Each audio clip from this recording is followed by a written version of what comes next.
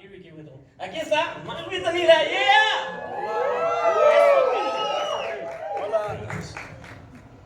Come on. Yeah. Yes! Welcome! Aquí está. Okay. Hola, ¿cómo está usted? Welcome here. This is Happy to be here. Ricky was filming with his glasses. To I wasn't trying to be cool. It's a camera. Cool, man. It's my Apple camera. You are very cool, man. So the first and most important question is Fruit Loops or Frosted Flakes? Which is your favorite? I just crushed a box of Fruit Loops, so I guess I'm gonna say Fruit Loops. Frosted Flakes, bro. Yeah. Old school. So we represent both sides of it. Exactly. Balance. Exactly. Perfect. So, well, this is a huge action film. So, what pushed you to your limits as an actor working in this film? I think there was a physicality to it that I hadn't played in a while. You know, playing a boyfriend in Gilmore Girls or a father in This Is Us. There wasn't as much action. So for me, it was a bit of a physicality, the training, the technicality, the specificity of it, playing Army Special Forces. But we got each other through it, along with Luke and Liam Hemsworth, and yeah, we had a great time. Awesome. So correct me if I'm wrong, but I read that your father was a Vietnam war. So how's for you now being in this war film? Yeah, my dad is a Vietnam veteran. He was in the Army when he was in his early 20s, and I still have a lot of friends who are active duty military, Army Special Forces, in the Navy, in the Marine Corps, in the Air Force. And for me, a role like this, taking on the characters that Ricky and I were taking on, it was important to honor the job that these men and women do. That they're out in the world, they have a very technical job to do that is moved by geopolitics, but I think it's an important job. So honoring them, respecting what they do, and representing them in an honest way is what I was trying to do. Perfect. Ricky, remember the first time that you read the script? It has like a lot of twists. So what was your reaction the first time you were reading the script? My first reaction was, I've got to take my shirt off and I need to get to the gym. But it does have so many twists. It's a really great script written by David Frigerio, Will Eubank, have really brought together a great dynamic. I mean, we spoke to you earlier before about the problem with action movies today is they're all great. It's all action, special effects, explosions, car chases, but it's very rare that you care about the characters like the old school movies. We grew up on Sylvester Stallone, Arnold Schwarzenegger, Bruce Willis. The reason they were successful actors, action heroes, is because I cared about what happened to their character. They made me care. And in this movie, the beginning of the movie, you have a part where you see the dynamics between myself, Milo, and Luke Hemsworth's character, and then Liam Hemsworth's character coming into that group, and you see the dynamics and the brotherhood that they have, which makes you care about what happens to them. And that's what's important in these action movies, that it's not just explosions and bombs, it's about having an attachment to each character, so that when things start to go wrong and when things happen to them, you're not just excited by explosions, you actually care about wanting that character to survive. So that was great script writing for me. The action spoke for itself, and then obviously when I found out that Milo was attached, that we've just found out that we've actually known, I've been saying that I've known him for about 6, 7, 8, 9 years, and it's getting longer. It's actually 10 maybe more than 10 years I've known Milo. So to get to finally work alongside someone who I love dearly personally, but professionally as well, he's one of the great actors that I've always wanted to work with. You're fans of Milo? I'm a fan of Milo too. You know, actors can have, you know, like, I'm a fangirl. I get excited because I know Milo. But working with Luke and Liam as well, to get to work with all these great actors, and then Russell Crowe, who I still have never met. But it was exciting, apart from I didn't realize I was never going to work with Russell Crowe. Right. The name is there, so. But his name's there, so it's just between us. Yeah. Well, Milo, follow that idea. You were an American boyfriend then an American father, and now an American hero. So how's for you choosing these roles? Like, how do you pick the next role? It's funny. I think there's an idea or a conception that we get to pick the roles. I'm nearly 30 years in the business acting in front of the camera, and I still feel like they choose me. I'm fortunate enough to be in a position where I could say yes or no, but the opportunity has to be there. So on this project, I got a phone call saying, hey, would you like to meet Whittle Eubank, the director? And I said, yeah, I know who he is, I'm a fan of his movies. I read the script, I knew exactly who Sugar was, I have friends in this profession, and then they picked me. So, you know, it wasn't so much me saying, that's what I want to do, that's what I want to play. It was a collaborative effort to come together as filmmaker, an actor, actors, and you just get the opportunity and then you just run with it. You do the best job you can do, leave everything on the screen, and have fun while you're doing it.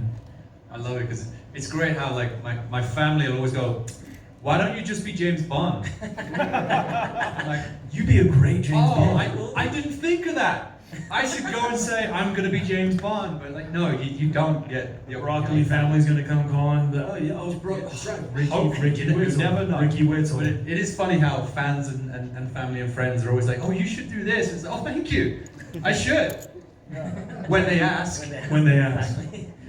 Are you ready, guys, to talk with the Mexican? Yeah, of course. You guys have some questions? Holler them out. For Let's sure. start with number one. Por favor, medio y tu nombre, por favor. Hi, I'm Chip from El Deforma. And first of all, congratulations on the movie. It's amazing. I had a blast. And congratulations on the apps too. Those are not easy to get to. First of all, Milo, this is my first outing after a car bulldozed me. Wow. And you're my favorite actor, so I wanted to be here and ask you both guys that this is a really action-packed movie filled with a lot of twists, a lot of thrill, but also full of fun moments, very hilarious moments. So I wanted to ask you, how was the dynamic and fun on set you had while filming this? First of all, guys, round of applause for Chip. Who got hit by a car. Got hit by a car and he's still here. He's still here, man. Which I think is actually kind of like a good message to the movie. You know, you're up against a tough situation, you find a way to get through it. So, dude, kudos to you, man. Happy you're here. It's not here, it's not here, it's here. There you go. Wow, qué bonito. I mean, the filming was just, it was a blast. We had a great time, you know.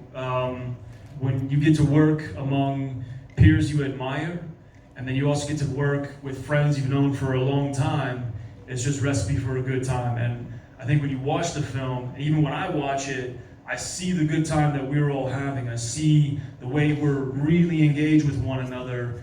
It's not just words on a page. We're not just doing the actions that the director is telling us to do. We're in there, we're living it, we're experiencing it.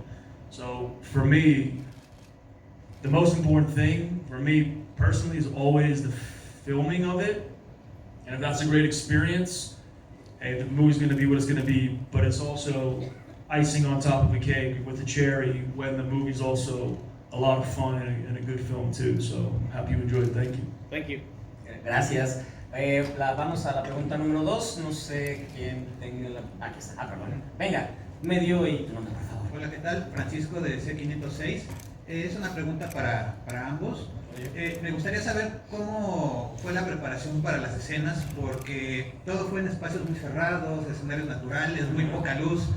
¿Cómo se prepararon para eso? Creo que Ricky ya tenía algo de experiencia con eso.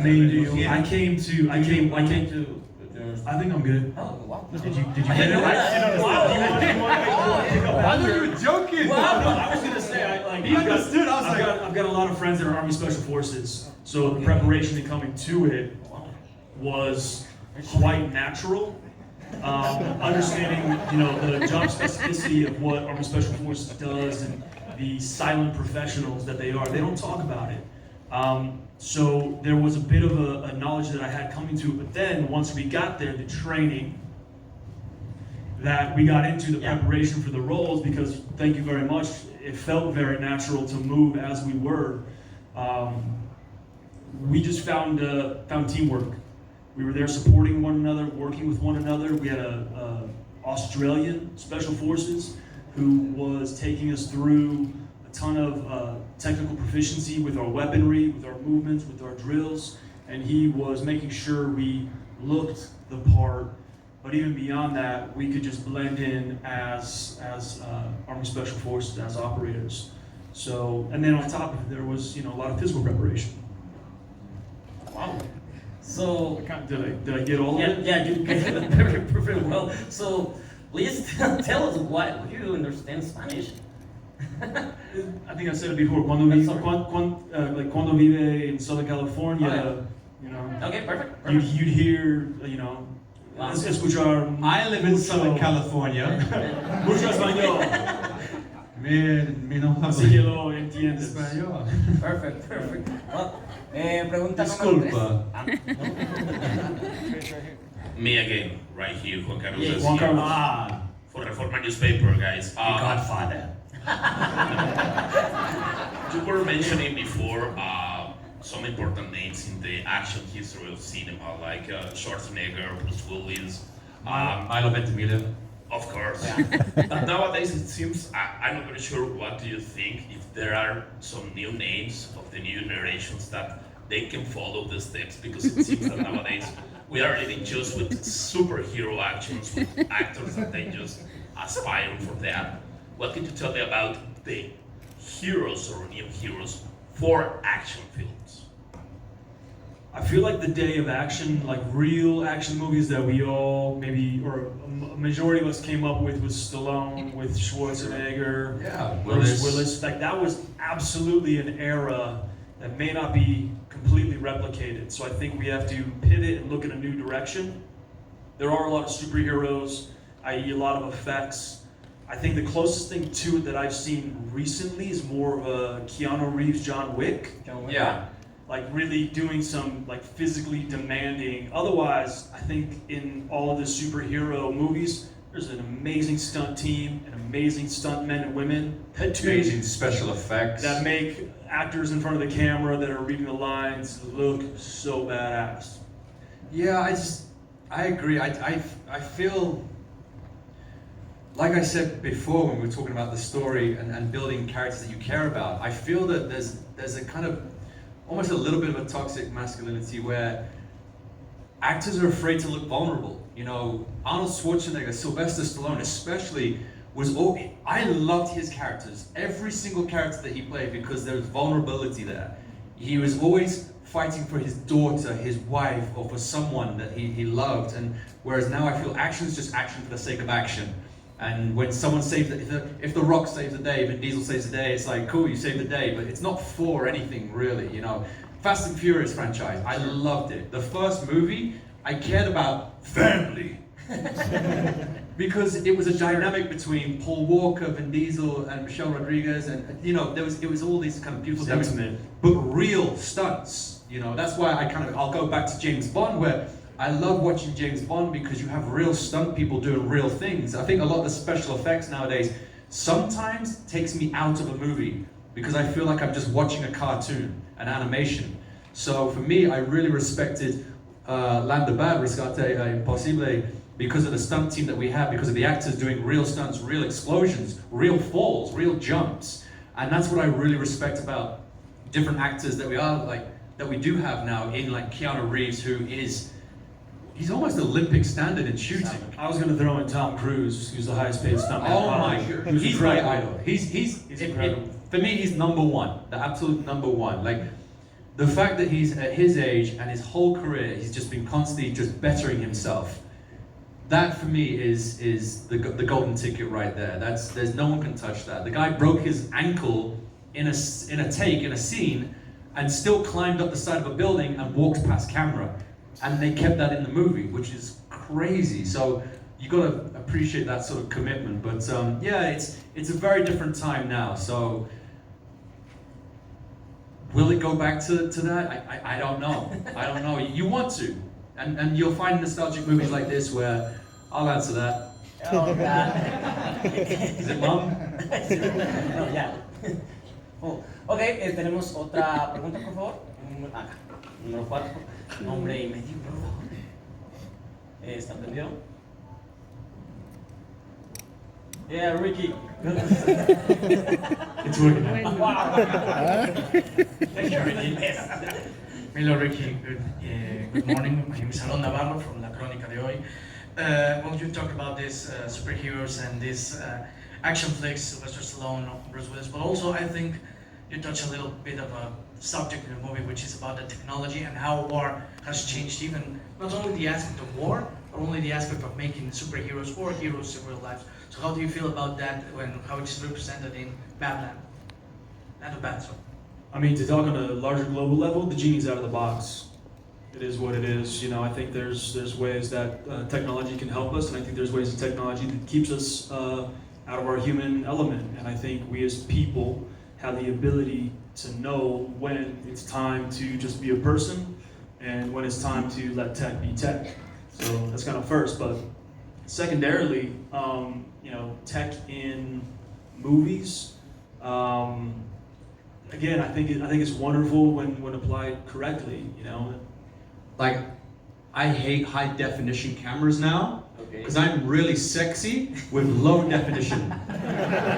Like, if you all like squint your eyes, I am so sexy. But if you come too close, but yeah, it's technology is very important, and it's come a long way, and when used in the right way, it's improved film, it's improved different industries, medicine, all this kind of stuff. But there does come a point where you stop interacting with life. You know, how many times do you go to a restaurant and you'll see people at the table with their hands out, you know, their head in their hands, just looking at their phone, their social media. I mean, I do it myself. I had a beautiful meal yesterday. Went for a beautiful meal with the team. My first day in Mexico City, and I'm taking a photo of my food. You know, what happened to just, this looks beautiful. Enjoy it. Salute. And just enjoy your food. You go to a concert, what do? You bring out your phone and you film it. You know what? Put your phone away. Watch the concert. Experience it. Life is about experiences. You know, when we're all get to our deathbeds, hopefully many decades from now, you're not going to be scrolling through your phone looking at memories. You're going to be talking to your loved ones saying, do you remember that time? Do you remember that time? So appreciate every single moment. Like, for me, this is a moment for me now, you know, to be working on this film with Milo, who I love and adore, in front of you beautiful people, my very first time in Mexico City. This is a beautiful moment that I can say on my deathbed, you know what? I killed it. Great movie, beautiful city with beautiful people. and if anything ever goes wrong, I'm sure there's an AI version of Ricky that we can produce, we can put together. We can make AI Rickies forever. Yeah, yeah. So I want to talk about one of these moments when you're in the cave and you have to run because the bomb is almost there. But at the same time, we go to the supermarket and he's like groceries buying groceries, and other people are watching the basketball game. So that says a lot about society right now. Like these guys are risking their life. For the other part, there's people who doesn't care about and they're living the life simple as it is. So what do you think about that? I think what it speaks to mostly is never judge a book by its cover. You never know anybody's journey. You know, That's true. simple things like road rage. If someone's beeping and trying to get past me in a car, I let them through. If someone wants to come out and pull in front of me, then go ahead. I don't know what their trouble is. Maybe they're getting home to their wife. Maybe they're trying to get back to their kids before bedtime. Maybe it's an emergency. Maybe they left the oven on, the stove on. You know, I never know someone else's journey. You know, so you just have to be sensitive to that. You know, and with regards to the movie, every day people are making sacrifices. Our military, our special forces from all countries, you know, both sides, all sides, are making immense sacrifices that we will never know about. You know, we can shine a light on it in an entertainment way. But this is real life, and they're not getting the kudos. They're not here in Mexico celebrating. They're not getting beautiful tacos at lovely Mexican restaurants. They're working every day away from their friends and family, putting their lives on the line, and they don't get thanks. They're not getting slapped on the back. It's like, good job, next mission, you know? And so you just have to be really aware that everyone's got their own journey in this world, and you have to respect that and give props to our military troops who are really kind of putting it out there. I'm a military kid myself, and that's where my experience comes from, is knowing that when my dad would come home after flying, he flew helicopters, and when he'd come home as a kid, that was the most magical time of my life, is when he comes home and my very own superhero comes home in his flying suit, and I even took him to school in his flying suit, and I was like, you know, I show and tell, I was like, this is my dad, you know, he's in the Royal Air Force, he flies helicopters, like that was my hero, and that's who our special forces are, all our military forces are, the boys, the girls that are all kind of putting their lives on the line and making immense sacrifices for all of us. So, you know, it's nice to shine a light and put a face to the military and not just say, oh, it's America this, it's Mexico that, it's the military, it's the Air Force, it's the Navy. Put faces to those departments, because they're real people making real sacrifices. Perfect. So, yeah, that's really lovely. Gracias, mucho gracias. Te amo. Vamos I know that bit. Vamos con la paleta número 5. Ahí está. Perfecto, medio y nombre. David for Uno TV. And talking about these sacrifices, which one is the most important for you as actors? And I want to know about the movie.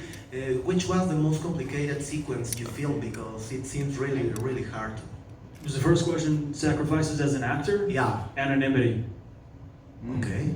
No, you kind of, huge, I mean, yeah. you have a career like Agreed. Ricky's or something, you can't, you know, quite move around your days. You can't have a bad day. You can't have a bad day. You're usually greeted by a lot of people, and they're smiling, they're happy, they're excited, but also, you know, you can't just kind of blend in and be a normal person. Say anonymity is maybe one of the biggest sacrifices if you have successes.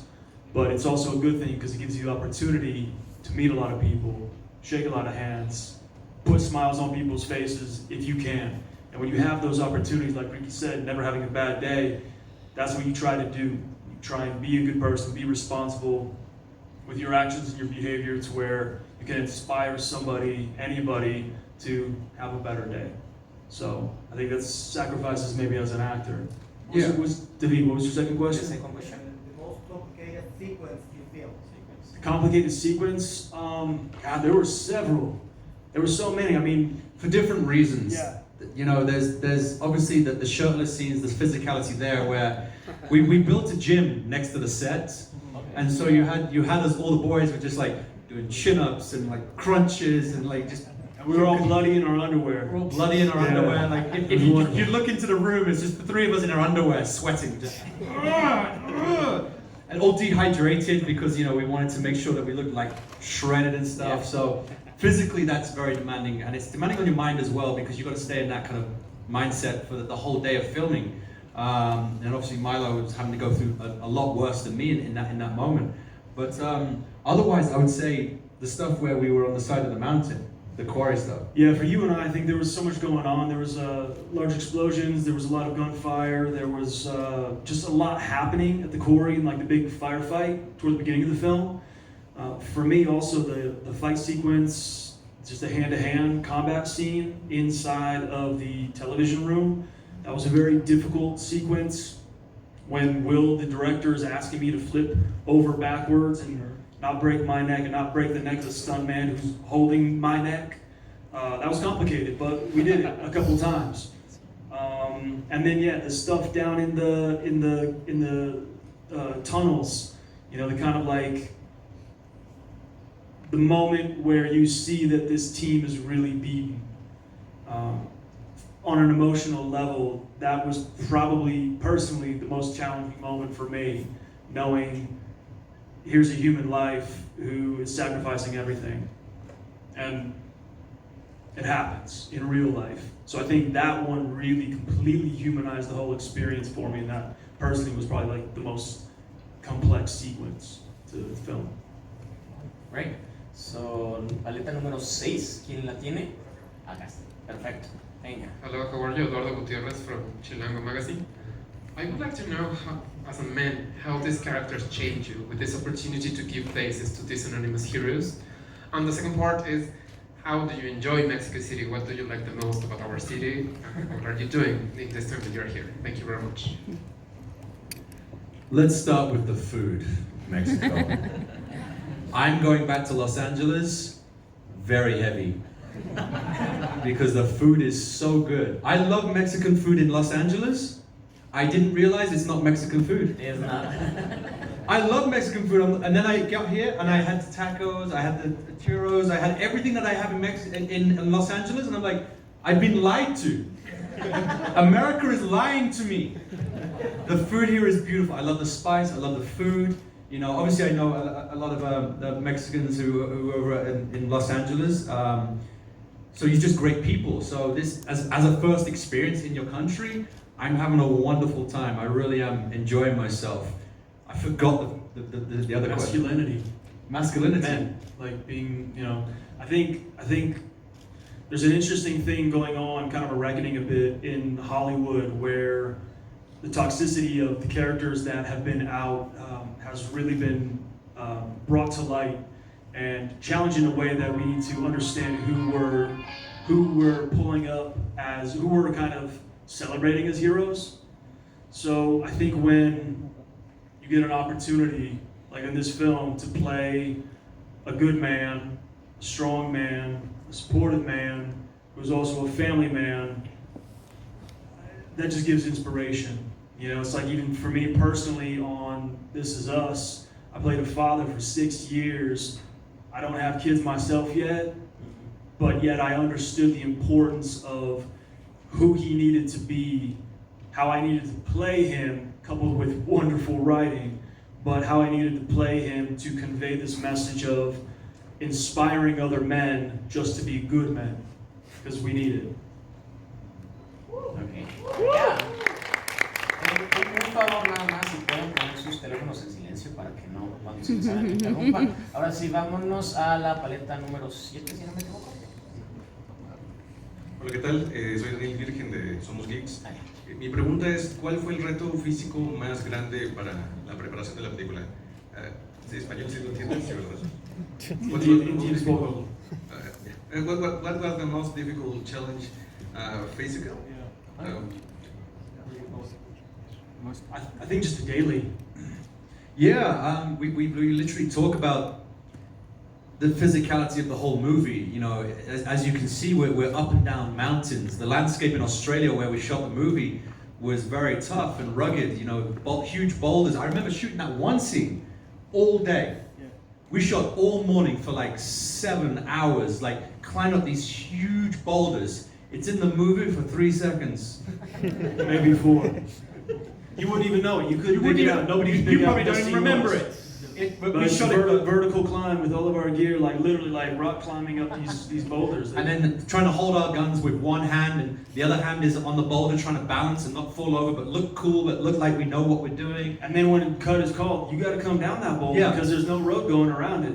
So you got to climb all the way up, climb back down, climb up. And we kind of did that all day. So if you imagine that in the Australian heat, you know, and then with all the extra weight of all the equipment, the Kevlar vest, the extra weapons, the rifles, you know, you're carrying an extra, you know, 50 plus pounds up and down all day in the sun.